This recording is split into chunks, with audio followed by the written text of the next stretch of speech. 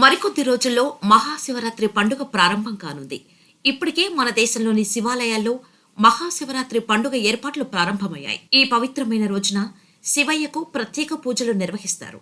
హిందూ పంచాంగం ప్రకారం ప్రతి సంవత్సరం మాఘమాసంలోని కృష్ణపక్షంలోని త్రయోదశి, చతుర్దశి తిథుల సమయంలో మహాశివరాత్రి పండుగ వస్తుంది. ఈ నేపథ్యంలో 2023 సంవత్సరంలో ఫిబ్రవరి మాసంలో 18వ తేదీన అంటే శనివారం నాడు ఈ మహాశివరాత్రి పండుగ వచ్చింది. ఈ పవిత్రమైన రోజున శివయ్య అనుగ్రహం కోసం భక్తులందరూ ప్రత్యేక పూజలతో పాటు కఠిన ఉపవాస దీక్షను కొనసాగిస్తారు. అలాగే జాగరణ చేస్తారు.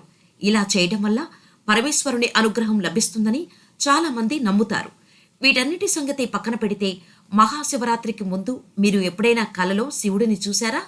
లేదా శివుని ఆయుధమైన త్రిశూలం, శివలింగం, పార్వతీ పరమేశ్వరులను, శివాలయాలను కలలో చూశారా?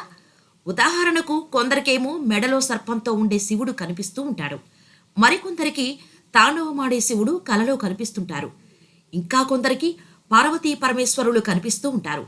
మహాశివరాత్రికి ముందు శివయ్యకు సంబంధించిన ఈ సంకేతాలు కలలో కనిపిస్తే స్వామివారి ఆశీస్సులు లభించినట్టేనని పండితులు చెబుతున్నారు.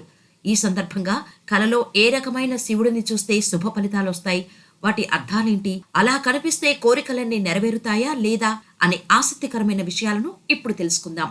కలలో శివాలయం కనిపిస్తే స్వప్న శాస్త్రం ప్రకారం మీకు మహాశివరాత్రికి ముందు కలలో శివాలయం కనిపిస్తే లేదా మీరు పరమేశ్వరుని ఆలయానికి వెళ్తున్నట్టు కనిపిస్తే శుభ ఫలితాలొస్తాయని అర్థం చేసుకోండి. మీరు ఎదుర్కొంటున్న తీవ్రమైన సమస్యలు లేదా వ్యాధుల నుంచి త్వరలో ఉపశమనం పొందుతారని అర్థం. స్వప్న శాస్త్రం ప్రకారం మీకు కలలో ఈశ్వరుడు తాండవం చేస్తున్నట్టు కనిపిస్తే మీపై పరమేశ్వరుడు ఆగ్రహంతో ఉన్నారని లేదా మీకు జీవితంలో భవిష్యత్తులో అనేక కష్టాలు ఎదురుకానున్నాయని మాత్రం భయపడాల్సిన పని లేదు. మీకు నిజ జీవితంలో శత్రువుల బాధ ఎక్కువైనప్పుడు ఇలాంటి శివుని రూపాన్ని చూస్తారు.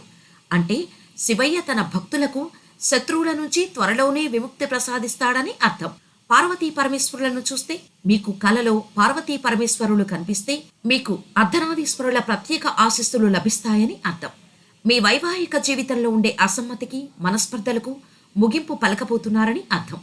అయితే ఇలాంటి కల వచ్చినప్పుడు మీరు పార్వతీ పరమేశ్వరులకు జలాభిషేకం చేస్తే శుభ ఫలితాలు వస్తాయి.